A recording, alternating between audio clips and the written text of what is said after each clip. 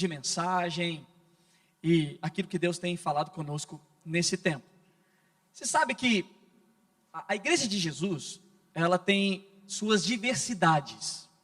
E eu particularmente amo as diversidades da igreja, amo mesmo. Então, nós temos a igreja tal, com o nome tal, a igreja tal, e ela tem toda a sua diversidade, e eu creio piamente que é de Deus. Você encontra no Novo Testamento principalmente, vários tipos de comunidades, né? A igreja situada em tal lugar, a igreja situada lá no outro lugar, a forma que ela vivia. Então, há várias formas de ser igreja com a centralidade do Cristo, de Jesus. E você também já percebeu que a igreja de Jesus, e agora eu estou falando das denominações, ela tem linhas de interpretações diferentes. Então tem igreja que você vai ouvir um tipo de linha de interpretação bíblica, outra você vai ouvir uma interpretação um pouco diferente. Então cada igreja, ela adota uma forma do que crê, como crê, e aplica aquilo que crê com o corpo, como forma de ensino. Então isso é muito comum. Então para você que você que veio de uma outra igreja, ou já foi a alguma igreja, percebeu assim, olha, aqui fala umas coisas diferentes de lá ensinava um pouco assim, aqui ensina assado. Alguém aqui já percebeu isso? Sim? É comum, você repara isso. Isso, irmãos, eu não estou aqui para falar qual é a de Deus, e não é que para mim todas são de Deus. Cada um dentro da sua centralidade, que é Cristo, mas com a sua forma de interpretar e edificar os irmãos. Então, nós como igreja videira, edificamos de uma maneira, mas tem uma igreja tal que edifica de outra maneira, outra edifica de uma outra forma, mas o que importa é a centralidade do Cristo, sendo o centro da igreja, e a edificação de todo o corpo e reino de Deus. Olha como isso muda demais, né, irmãos? Um sonzinho, fica algo mais espiritual, né? Aleluia. Eu gosto particularmente. Hoje eu vou pregar em Lorient, já levei ele, que agora já o contratei, falei assim, vamos para lá para Lorient, te levar, porque é o tecladista oficial. Já começa a seguir ele nas redes sociais lá. Brincadeira. Então, volta para cá. Há essa pluralidade, mas há umas coisas centrais que toda igreja cristã você vai encontrar. Por exemplo, toda igreja cristã, ela vai dizer, para se intitular cristã, que Jesus é Deus. Então, qualquer igreja que você for, você vai ouvir isso. Jesus é Deus. Uma outra coisa que você sempre vai ouvir, e isso nos traz, né, uma forma universal, tentei usar uma palavra, que além de Jesus ser Deus, que Jesus ele morreu e ressuscitou, está sentado à direita do Pai. Então, as igrejas cristãs, independente do seu nome, você vai sempre ouvir sobre isso, que Jesus morreu e ressuscitou. O apóstolo Paulo que diz que se Jesus não ressuscitasse, em vão era a nossa fé. Então toda igreja que se diz cristã, ela crê na ressurreição de Jesus. Outro ponto também, que nós cremos como igreja cristã, e agora eu estou falando geral, é que Jesus vai voltar. Você crê que Jesus vai voltar? Então por base, e eu estou só pegando os maiores, por base uma igreja cristã, ela precisa crer que Jesus é Deus, ela precisa crer que Jesus ressuscitou dos mortos, e isso é o que testifica a nossa fé, e ela também precisa crer que Jesus vai voltar. Agora, interpretação bíblica, aí você vai encontrar algumas diferenças, que é comum. E eu, como eu disse, particularmente amo essas diversidades. Alguns usam disso como ponto de agressão, mas eu não encaro como ponto de agressão. Eu encaro como ponto de edificação, segundo o que Deus permitiu para cada um edificando de um jeito. Então nós, como igreja videira, temos uma forma, a igreja tal tem uma outra forma, e cada um edifica de um jeito. Mas hoje eu queria falar especificamente sobre isso, porque nós podemos ter tipos de mensagens, e podemos também ter resultados da mensagem. Vou te fazer uma pergunta. Você acredita, e isso é bíblico, você já reparou no Novo Testamento, que quando Jesus pregava, multidões o queriam ouvir? Você já reparou que a mensagem de Jesus era atrativa aos olhos da multidão, aos ouvidos da multidão? A Bíblia diz constantemente que quando Jesus pregava, o que acontecia? As multidões iam para o quê? ouvi-lo. Então, você percebe que a mensagem de Jesus é uma mensagem que, aos olhos de quem ouve, atrai, querem ouvir. Quer ver um resultado disso? Quando você entra em Atos dos Apóstolos e pega Pedro, quando ele, depois do Pentecoste, ele apresenta Jesus, a Bíblia diz que mais de 3.000 pessoas se converteram. É muita gente. Mas o que está nessa atração com Jesus, ou nessa pregação de Pedro? A mensagem. A mensagem, a Bíblia diz que é o poder de Deus. Então, a mensagem, o poder de Deus não sou eu, o poder de Deus não é o pastor Felipe, o poder de Deus não é o homem em si, o poder de Deus é a mensagem do Evangelho. Essa é o poder de Deus, Paulo fala isso em Romanos. Então olha para mim, se você tem Jesus expondo as boas notícias, que é o que significa Evangelho, muita gente seguindo para ouvir. Se você pega Pedro pregando e 3.000 pessoas se convertendo, e você pega a igreja primitiva numa crescente muito grande, porque alguma coisa tinha. O que era? A mensagem. Então, se eu prego e não atrai ouvidos de pessoas, algum problema, não na mensagem, mas no mensageiro. Possivelmente, quando eu prego, o resultado que eu tenho é o quê? Eu espanto ou atraio as pessoas para ouvirem as boas notícias de Deus. Porque o Evangelho significa o quê? Boa nova, boa notícia. Então, quando você vem aqui domingo, pela manhã, eu tenho uma boa notícia para te dar. Por que eu tenho uma boa notícia? Porque eu estou expondo o Evangelho para você. Logo, você é atraído em ouvir o que é isso. Então, Jesus atraía multidões. Queriam ouvi-lo. Os apóstolos também, carregando a mensagem, atraíam pessoas. As pessoas queriam ouvir. Além de ouvir, convertiam. Você crê que numa só pregação que eu posso fazer aqui, a igreja pode dobrar de tamanho? De pessoas? Hoje nós somos por volta, vamos colocar aí 300 membros. Você crê que na próxima semana pode aparecer 600 membros? Vou perguntar de novo. Você crê que simplesmente por causa de uma pregação, essa igreja pode ser de 600 membros? Se você crê na mensagem, você sabe que pode. Por quê? Porque Pedro aplicou isso. Pedro então já entra com a igreja primitiva, aplicando a mensagem de Jesus.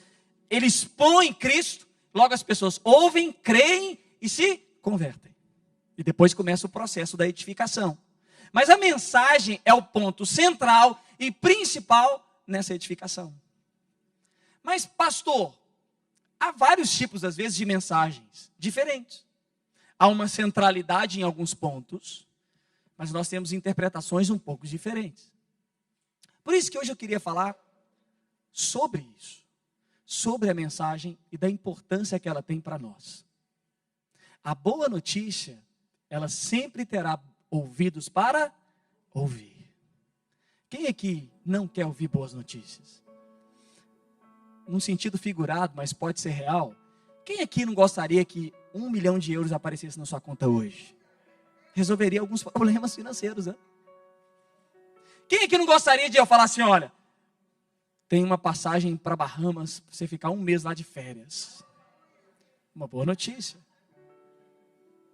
Quem aqui também não gostaria de ouvir uma notícia assim, a sua doença você foi curado hoje, instantâneo aqui agora.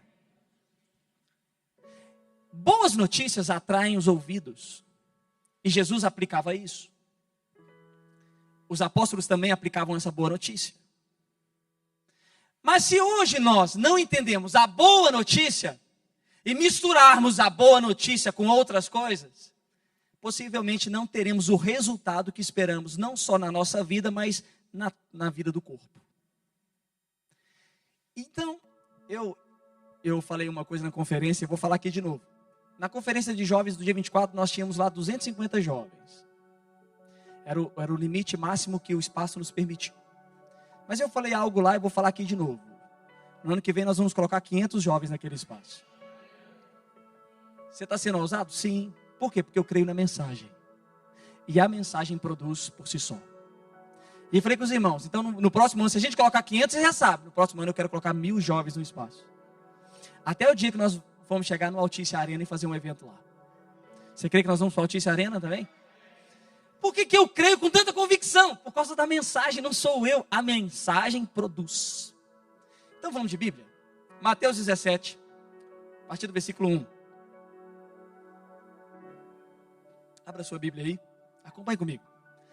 6 dias depois, Jesus tomou consigo Pedro, Tiago e João, irmão de Tiago, e os levou em particular a um alto monte. Ali ele foi transfigurado diante deles, sua face brilhou como o sol, e suas roupas se tornaram brancas como a luz.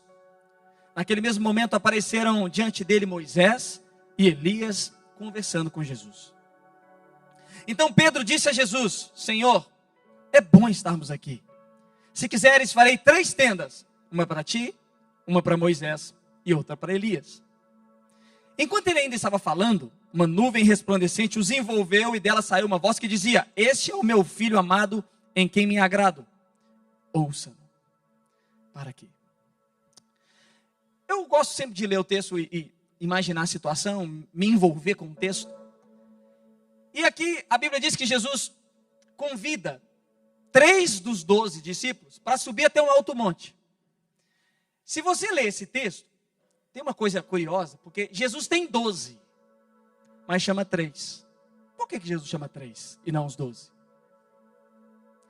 Possivelmente, eram os mais chegados. Então, para subir no monte, Jesus não chamou todo mundo, chamou 3, que mais para frente eu vou explanar o que significa. Quando ele sobe o monte, imagina a cena comigo aqui agora. Você sobe no monte com Jesus. Pronto. Jesus sempre subia em monte. Você vai ver isso o tempo todo. Então, as bem-aventuranças, Jesus fala no alto do monte. Jesus ia orar, estava no monte. Então, subir ao monte não era uma novidade para um discípulo. Mas o que acontece ali sim. Para mim, particularmente, uma das experiências mais extraordinárias da palavra de Deus, porque naquele momento, algo acontece. Jesus é transfigurado, seu corpo resplandece. Então Jesus sai de uma dimensão natural e começa agora a expressar uma dimensão divina. E aparece ali Moisés e Elias. Imagina essa viagem. Você está aqui, subiu para o monte, parado com Jesus, do nada Jesus começa a brilhar. E quando você olha, não é só Jesus que está ali. A Bíblia diz que Moisés e quem? Elias aparecem. E mais, a Bíblia diz que Jesus estava conversando com eles. Deixa eu te falar o que isso significa para um judeu. Moisés é quem foi o legislador, entre aspas, de toda a lei de Deus.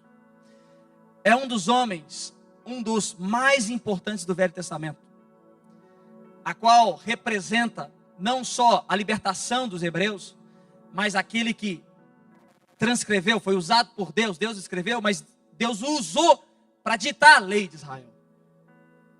Então, para um judeu, Moisés é respeitadíssimo, porque ele é a história do povo, é ele que ensina como andar com Deus, ele é o líder absoluto em questões de falar, esse homem é referência de Deus. Então toda a história de um judeu está ali, e está também Elias.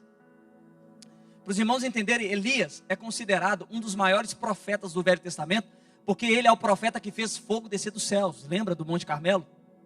Que ele orou e o fogo desceu. Então, por que Elias é considerado? Você vê no Novo Testamento eles querendo entender se João Batista era Elias. Por quê? Eles estavam à espera do Elias que viria. Então Elias, para um judeu, ele é um dos maiores profetas de todo o Velho Testamento. Então, quando você reúne Moisés e Elias no mesmo ambiente, você está representando toda a lei e todos os profetas. Todo o Velho Testamento simbolizado naquele lugar. Imagina Pedro, Tiago e João vendo a história da vida deles ali. Pô, eu nasci ouvindo sobre esses homens.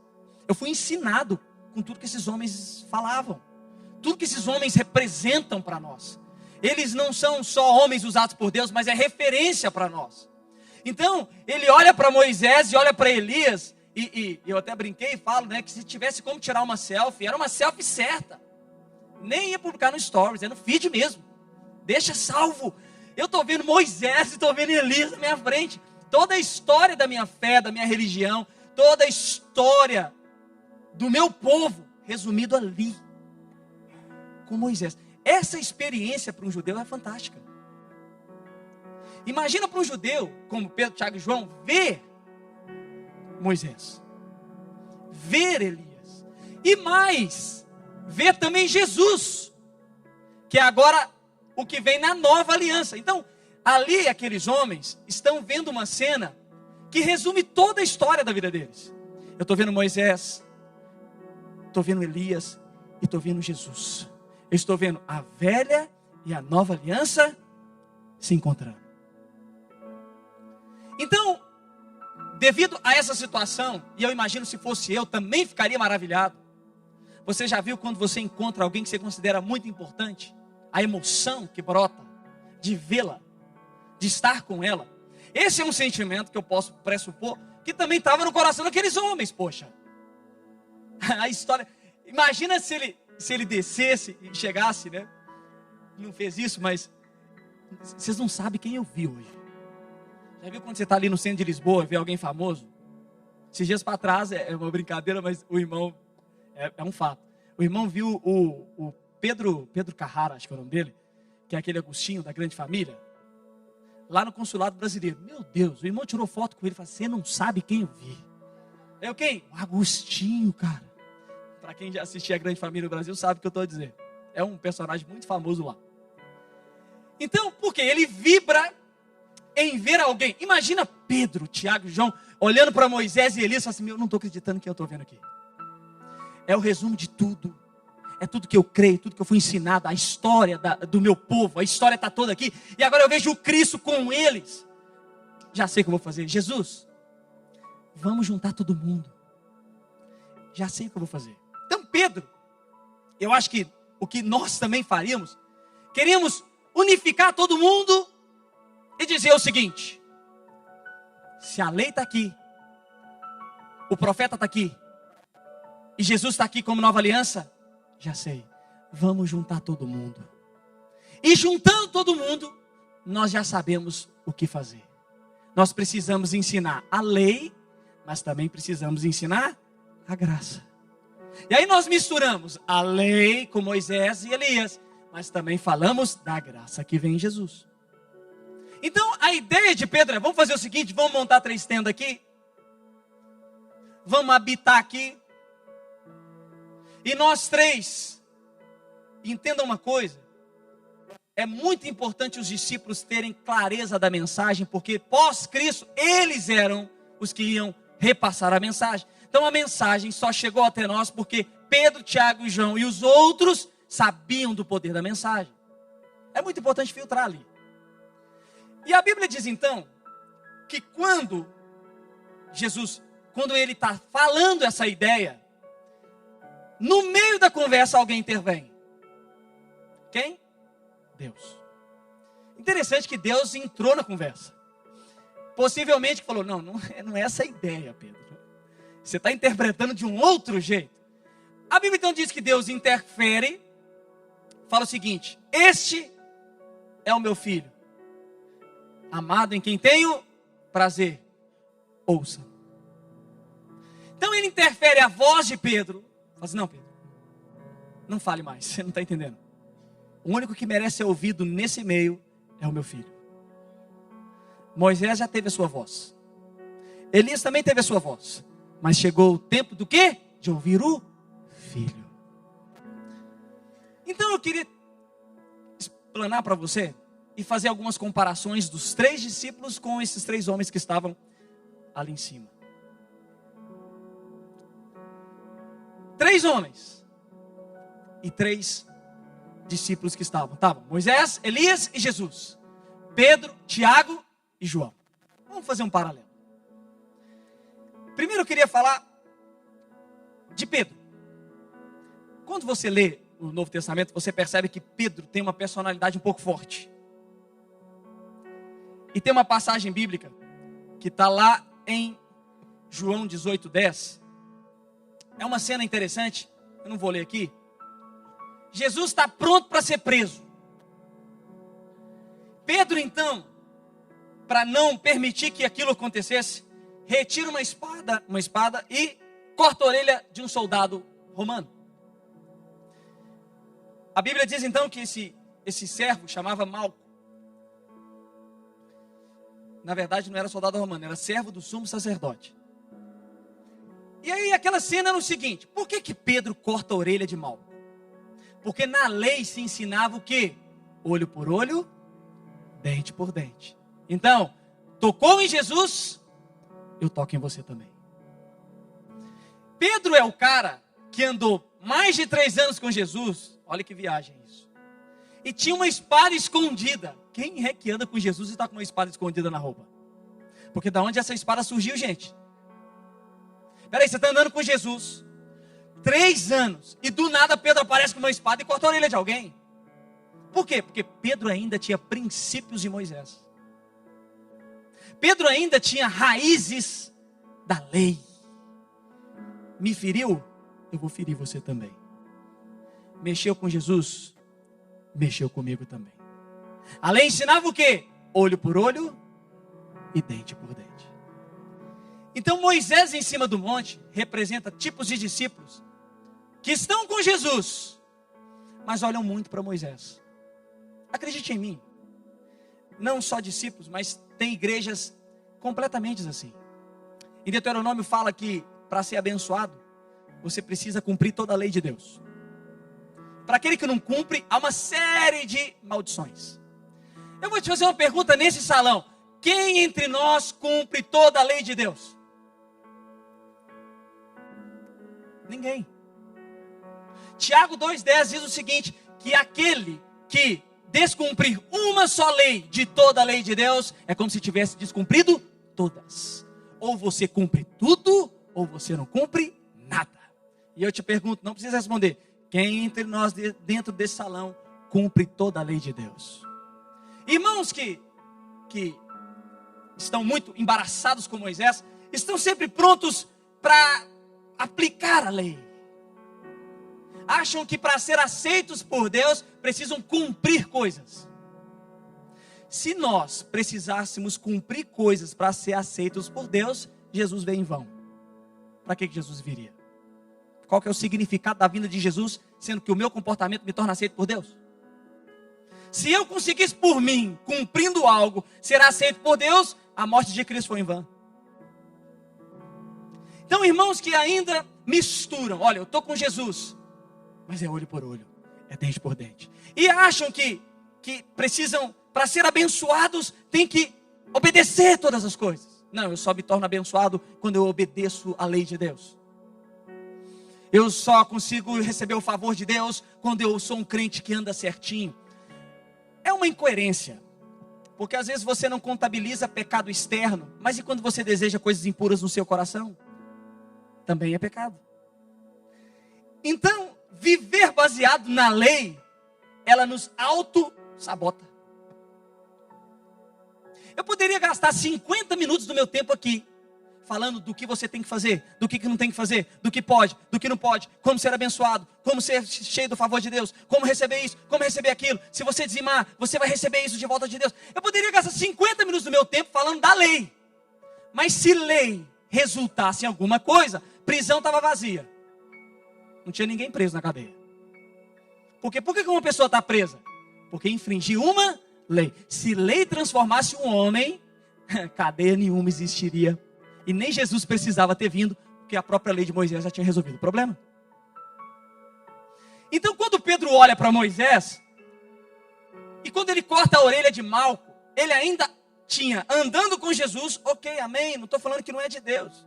Mas ele ainda tinha uma mistura entre ando com Jesus, mas corto a orelha. Ando com Jesus, mas não me sinto santo. Eu acho que eu tenho que fazer coisas para ser santo. Eu ando com Jesus, mas eu acho que eu tenho que obedecer isso e aquilo para ser abençoado.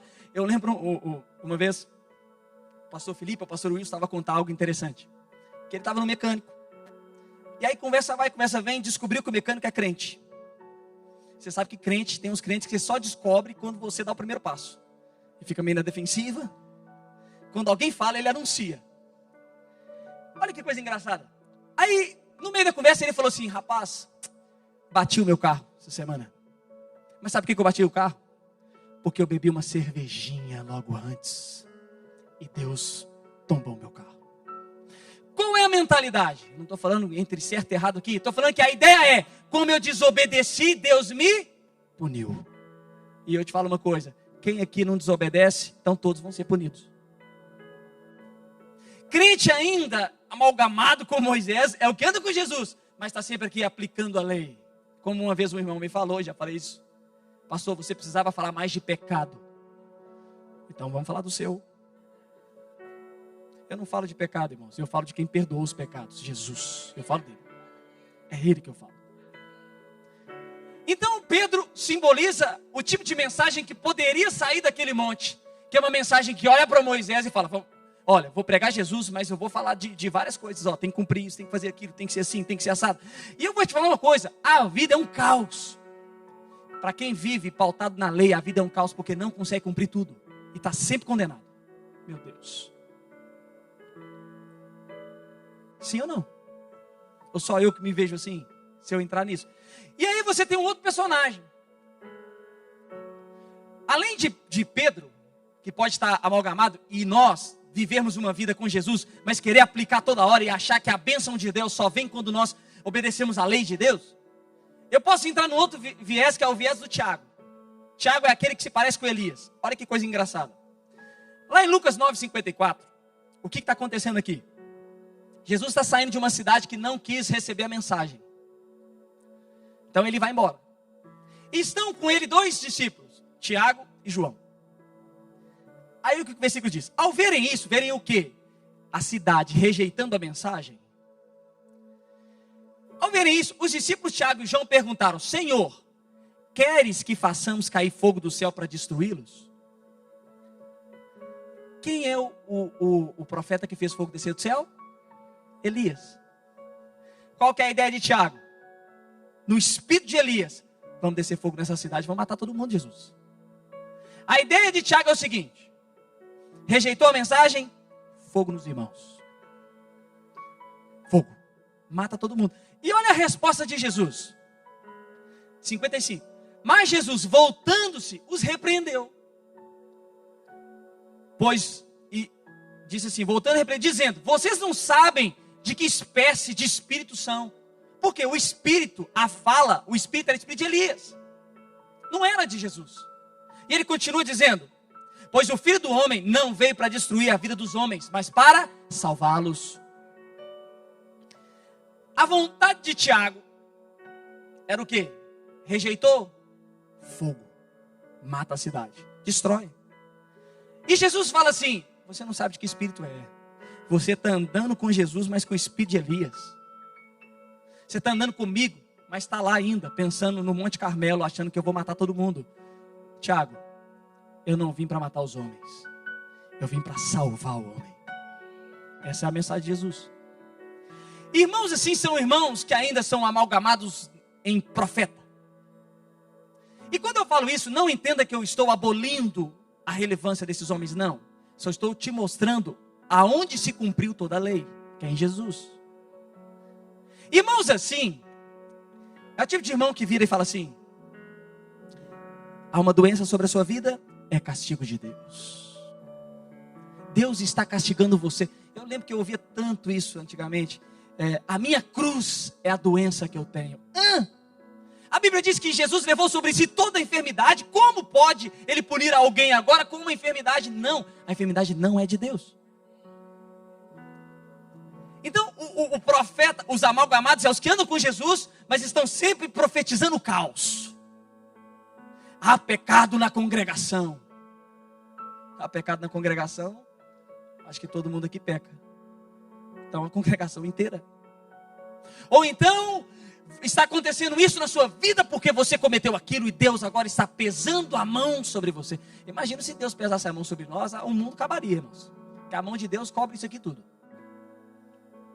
Então, Tiago simboliza aquela mistura entre Jesus, mas a mensagem que sai é sempre de condenação, acusação.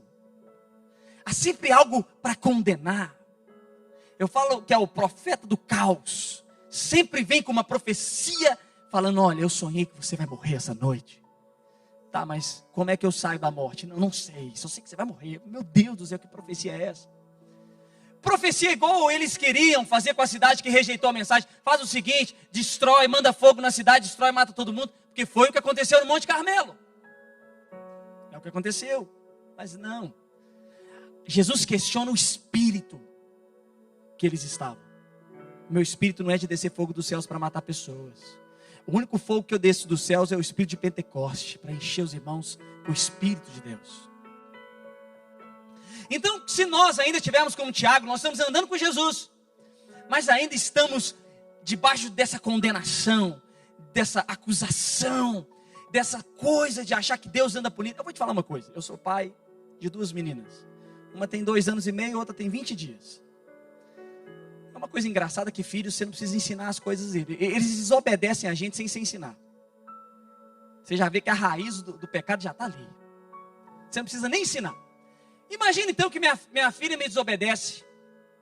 Eu pego, coloco elas no carro, tranco elas lá dentro, solto o carro, morro abaixo, deixo elas lá, o carro destrói todo, elas machucam muito, mas não morrem. Aí eu vou para o hospital e falo assim, olha, isso é para você nunca mais desobedecer ao seu pai.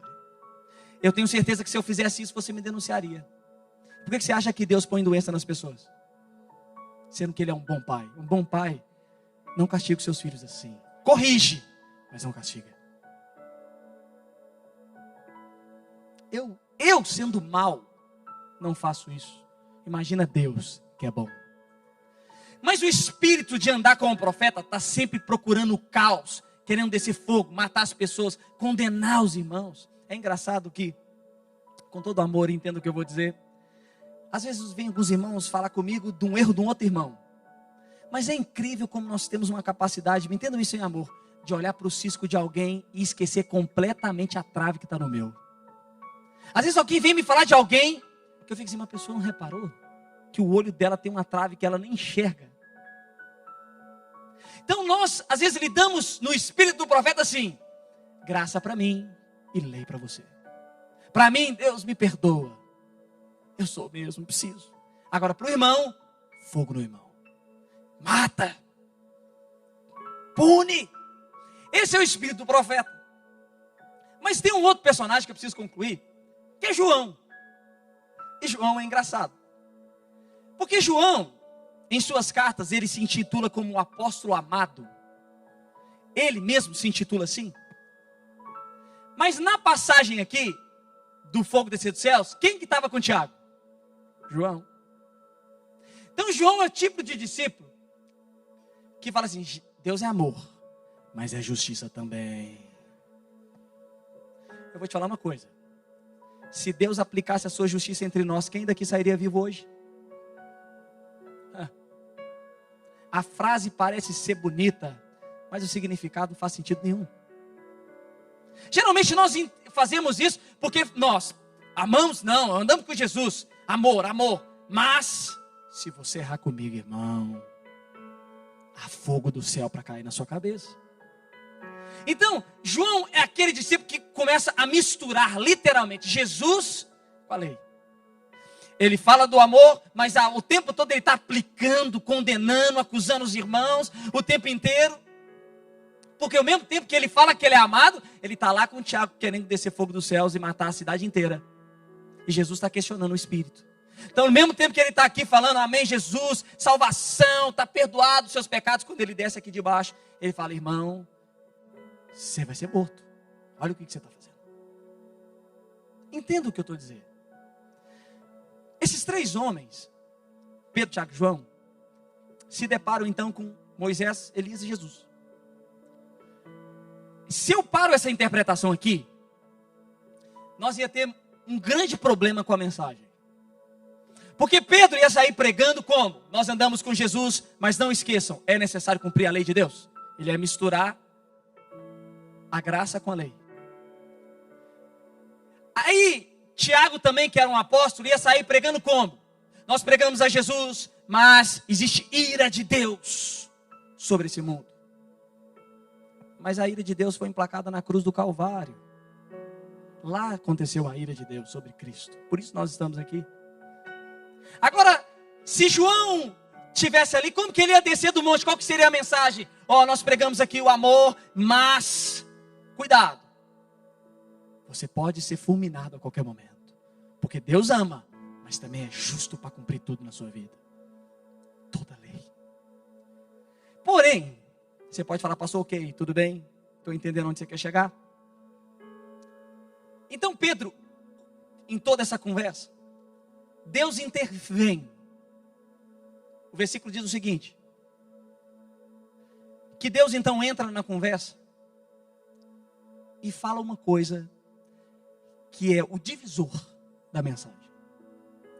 Este é o meu filho amado. Tenho ouvidos a ele. Eu te pergunto, Deus chamou Moisés de filho? Não há base bíblica para isso. Deus chamou nesse texto Moisés de filho? Não. Deus chamou Elias de filho? Não. Deus chamou quem de filho? Quem, irmãos, Deus chamou de filho? Moisés e Elias são servos de Deus. Jesus é filho de Deus. É diferente. Diferente. Moisés e Elias, em seu tempo, foram homens relevantes, importantes. Mas como servos, filho é só Jesus. Então, no meio de tanta conversa de Pedro falando,